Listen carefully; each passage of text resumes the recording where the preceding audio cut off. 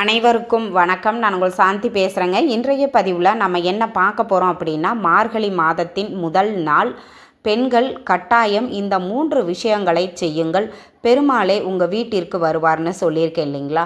அப்படி என்னென்ன விஷயங்களை இந்த மார்கழி மாதத்தில் நாம் கடைபிடிக்க வேண்டும் அப்படிங்கிறத பற்றி தான் இந்த பதிவில் நாம் தெளிவாக பார்க்க போகிறோம். வாங்க வீடியோக்குள்ளே போகலாம்.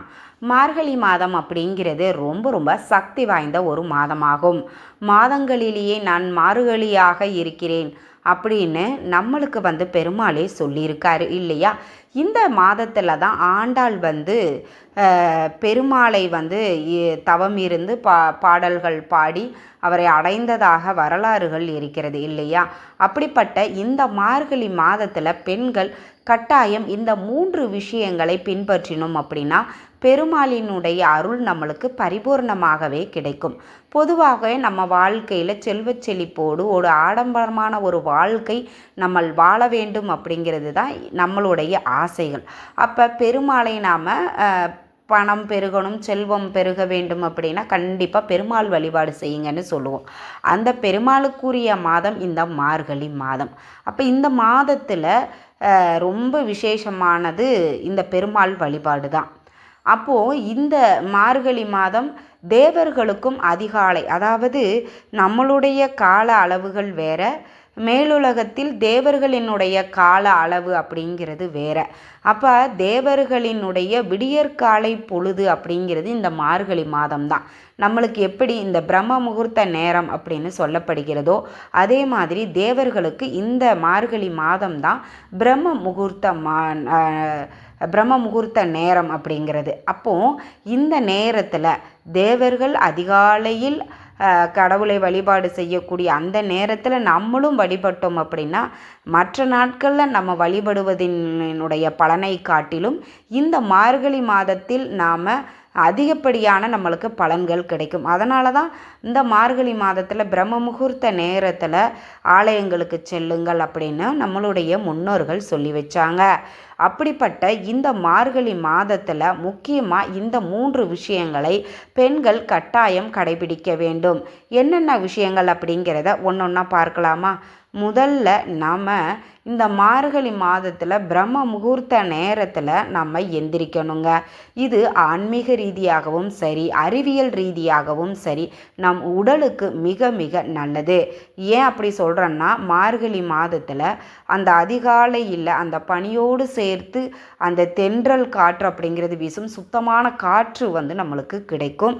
அப்போ நாம் அந்த நேரத்தில் எழுந்திருப்பது நம்ம உடலுக்கு ரொம்பவே நல்லது. இந்த மார்கழி மாதத்தில் தான் ஓசோன் படலம் பூமிக்கு மிக அருகில் இருப்பதாகவும் நல்ல காற்றலைகள் நம்மளுக்கு அந்த பிரம்ம முகூர்த்த நேரத்தில் கிடைப்பதனால் அந்த நேரத்தில் எந்திரிப்பது அப்படிங்கிறது ரொம்பவே நல்லது.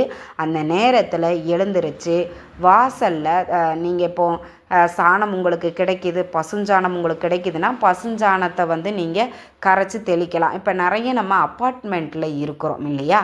அப்போது நாங்கள் இங்கே சாணத்துக்கெல்லாம் வழியே இல்லை அப்படிங்கிறவங்க மஞ்சள் கலந்து தெளிச்சிட்டு நீங்கள் நல்லா கோலம் போடுங்க. அரிசி மாவினால் கோலம் போடுவது ரொம்ப சிறப்பு.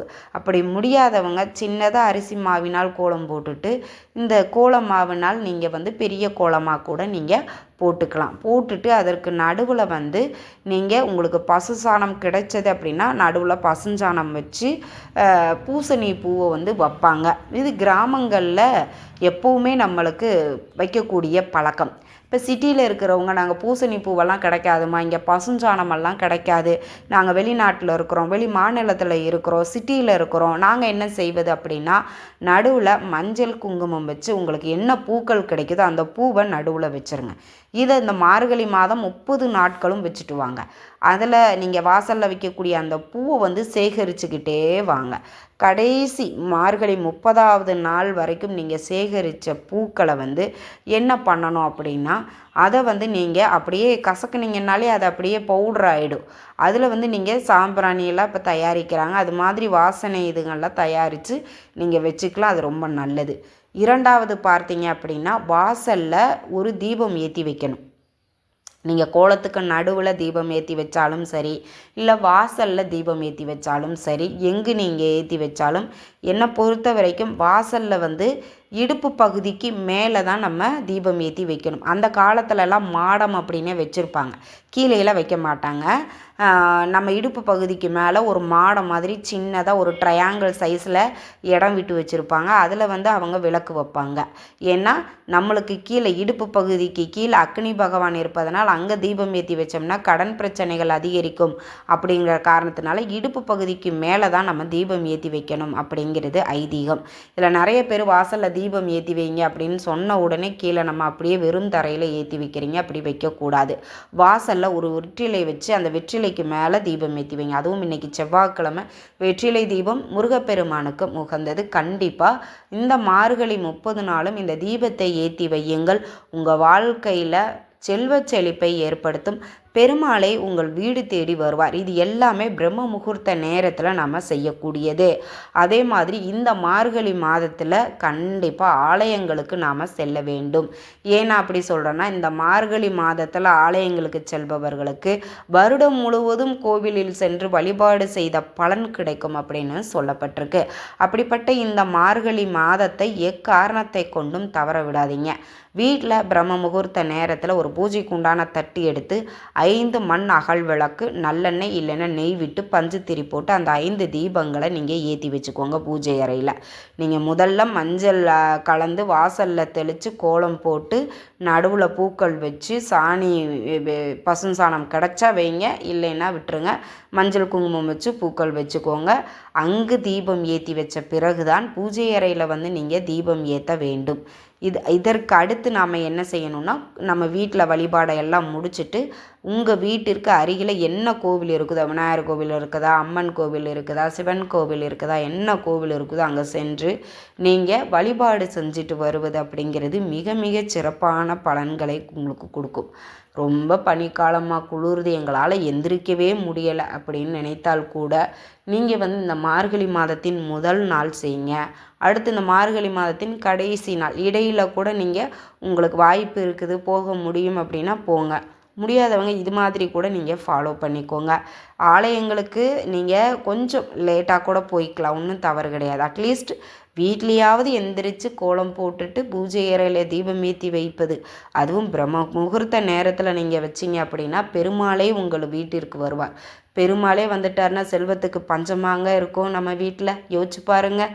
நம்ம வீட்டில் இருக்கக்கூடிய வறுமைகள் தரித்திர நிலைகள் நீங்கி வீட்டில் செல்வ செழிப்பு ஏற்படும், பொருளாதார நிலை உயரும், வருமானங்கள் அதிகரிக்கும், உங்கள் வீட்டில் அனைத்து ஐஸ்வர்யங்களும் உங்களுக்கு கிடைக்கும். அதனால் நம்பிக்கையோடு இந்த மார்கழி மாதத்தில் இந்த 3 விஷயங்களையும் பெண்கள் கட்டாயம் கடைபிடித்து பாருங்கள்.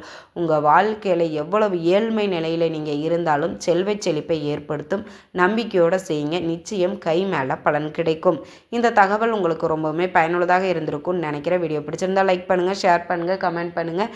இந்த பதிவை உங்களுடைய உற்றார் உறவினர்கள் நண்பர்களுக்கும் ஷேர் பண்ணுங்கள். அவங்களும் பார்த்து பயன்பெறட்டும். நன்றி, வணக்கம்.